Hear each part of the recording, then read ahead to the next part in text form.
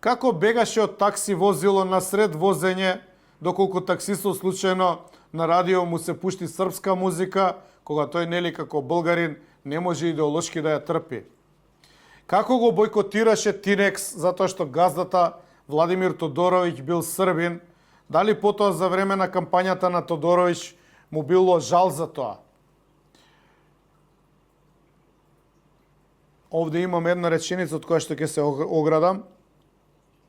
Ќе употребам само иницијали. Ова е интимно што се наведува понатака. И окей, на суд, ако треба ќе го дадам целиот текст. Како пушеше марихуана со СГ иницијали и незиниот дечко тогашен од Зрновци, кој потоа му стана возач кога стана министер во МНР. Како сакаше да ја викне С за сведок во тужба против Филип Петровски, на која таа би требало да ја признае дека и таа пушела марихуана на клупите на кеот кај плоштадот. Појма немам на што се однесе ова, но окей, тоа е писмото. Тоа е тоа USB, само на хартија. Како ја напиша книгата Осакатени азбуки,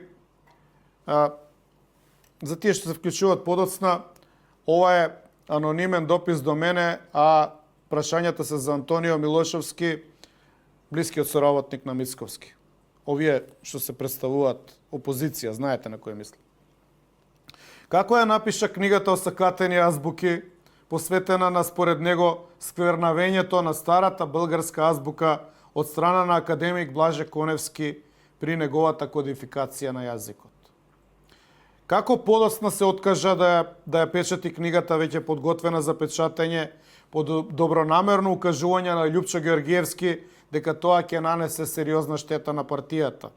Натаму, како собираше донации од ВМРО-вските фирми директори на јавни предпријатија и министерства за наводните студии во Германија, а кои беа платени од Конрад Аденауер.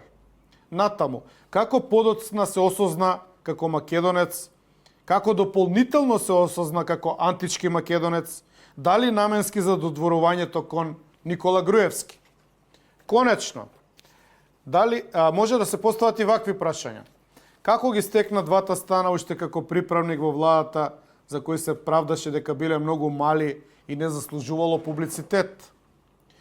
Како ги направи куќите во Бардовци каде беа сместени израелци?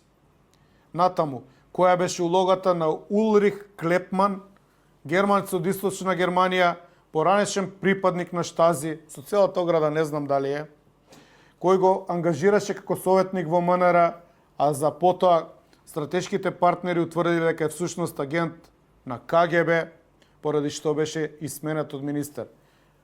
Ова се работи кои што прв пат ги слушам, ама ете можда ќе сака најавноста да и ги потврди или демонтира господинот Антонио Милошовски. Знаеме, и еве сега гледате друг заклучок има анонимниот допис.